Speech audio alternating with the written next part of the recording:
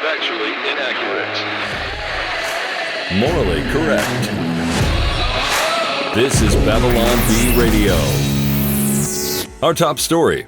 Senator Giselle Fetterman of Pennsylvania has asked for thoughts and prayers as her husband undergoes treatment for an undisclosed amount of time for an undisclosed illness at an undisclosed location at Walter Reed Medical Center. I ask for privacy as my husband fully recovers, which he totally will any day now, said Senator Fetterman through a spokesperson to a DNC official who gave an official statement to the press. Several days ago, he checked himself into the hospital for depression, and that was it and nothing else.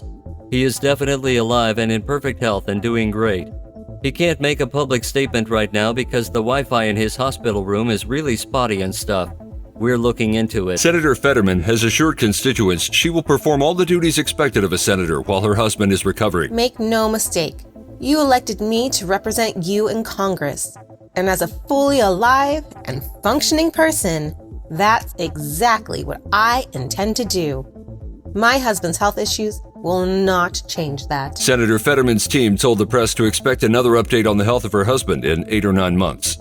FAA authorities have confirmed a United Airlines plane tragically exploded into a massive fireball during takeoff after the man sitting in seat 23F failed to switch his phone to airplane mode. FAA Director Billy Nolan. A solitary, selfish individual didn't put their phone on airplane mode, and now everybody's dead. Let this be a reminder that every single plane is just one errant cell phone signal away from detonating into a fiery, all-consuming blaze of steel and death.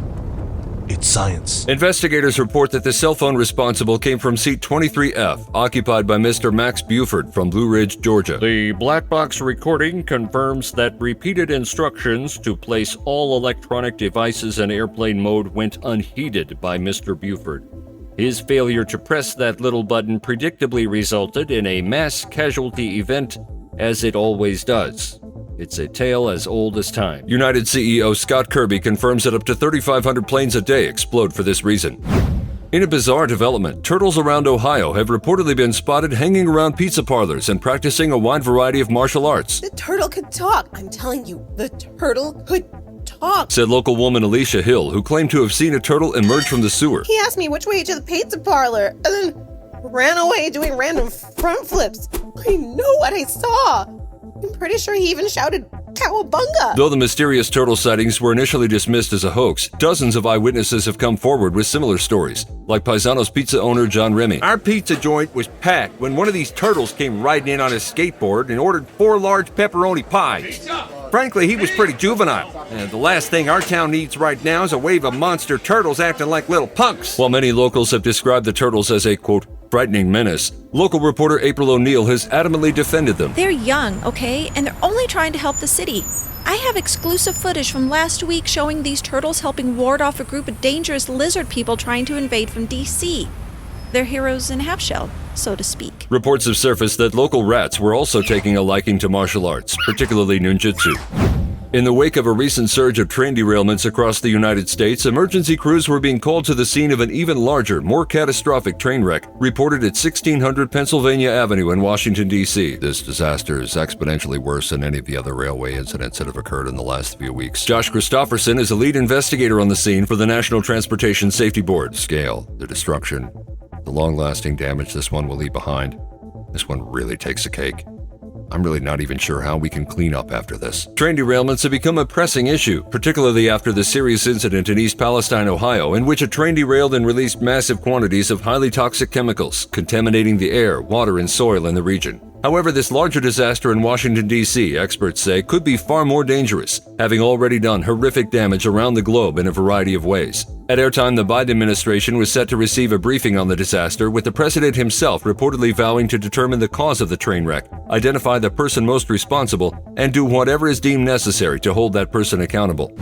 After acknowledging reports from the FBI and the Department of Energy confirming COVID-19 originated from a lab in Wuhan, China, President Biden issued harsh condemnation for President Biden's racist and xenophobic accusations based on outrageously slanderous facts and data. We need to lead the way with science, not Joe Biden's record of hysteria, xenophobia, and fear-mongering. The Chinese people are a wonderful group of folks. I know from my time working the noodle fields as a whippersnapper and fighting off the notorious gangster Rice Pop. Biden called for Biden to stop hiding the truth of the Wuhan lab leak from the American people and stated the only way to put an end to the racist Biden regime was to elect Biden the president of America. He then announced plans to run for president and bring unity to a country more divided than ever due to the xenophobic and racist actions of the Biden administration. The president ended his condemnation of the president with a spirited call for unity, values, equity, botany, the very hungry caterpillar, and something about riding lawnmowers. The Joneses, a local family of 5 that can no longer afford to buy groceries, is taking comfort in the inspiring knowledge that the Biden administration is more diverse than any administration in history. Listen, Timmy, I know you're hungry, but remember, the transportation secretary is gay. Isn't that great?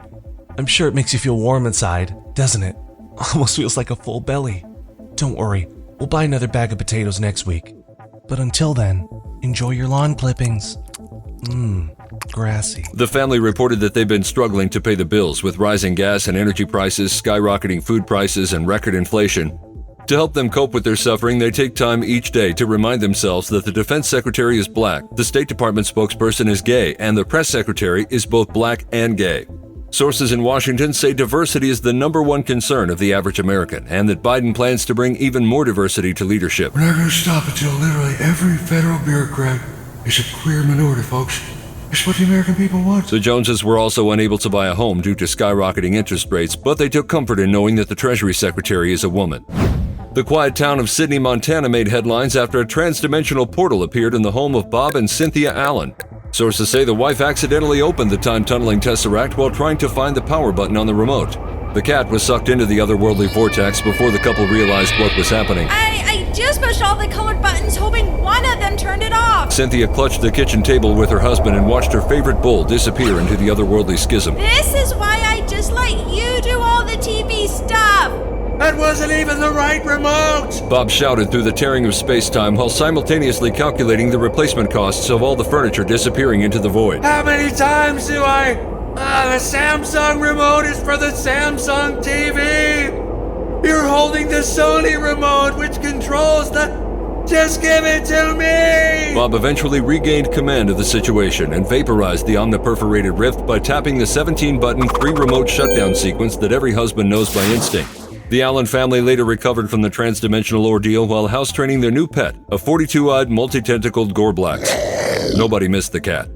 Due to the overwhelming popularity of the film Cocaine Bear, movie studio executives and producers announced that they've already greenlighted a sequel, an emotional, psychological film reportedly titled Rehab Bear. We thought it would be really great to see where the bear goes from here. We've seen him in the throes of cocaine addiction, raging at the world, but what happens when he's forced into rehab and discovers that his true enemy is the bear within? Producer Kurt Champers says the studios reached out to Martin Scorsese to direct the project, described as part One Flew Over the Cuckoo's Nest, part Taxi Driver, part Tommy Boy. It's much more of a low-key psychological drama than the first film. This is about the bear really digging down deep into his soul, finding the true source of his drug addiction, and also mauling and killing dozens and dozens of other people at the rehab facility. Producers were expected to use a mixture of live bears and CGI bears, despite the rumored interest of renowned actor Daniel Day-Lewis in playing the role of the bear. The film's creators say they're already brainstorming potential future installments of the franchise, including Relapse Bear, Cocaine Bear Hits Rock Bottom, and the natural conclusion of the series, Cocaine Bear Runs for Congress. B-Radio features officially curated content from the Babylon Bee. Scripted, voiced, and produced by Austin Robertson. Additional voices in this episode from Bettina, Brandon, and Kirsty. Don't miss an episode. Subscribe to B Radio on YouTube, Spotify, iHeart, or wherever you get your podcasts.